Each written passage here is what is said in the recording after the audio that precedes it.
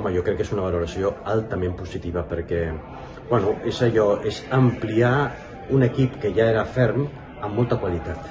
No en quantitat, sinó en molta qualitat.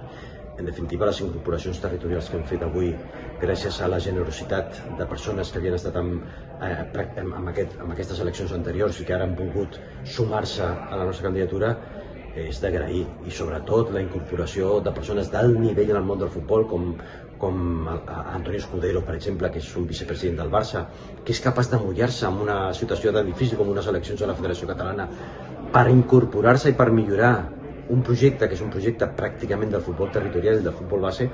És d'agrair, és un honor. És que per mi és un orgull que aquestes persones diguin: Juanjo, anem amb tu perquè el teu projecte és el projecte de la transparència, és el projecte de la modernitat, és el projecte de la il·lusió.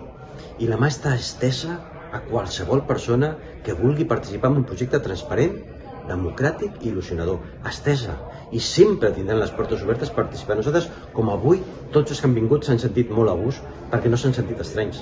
S'han sentit amb missatges que ells són els que volen escoltar i els que en definitiva s'identifiquen amb ells.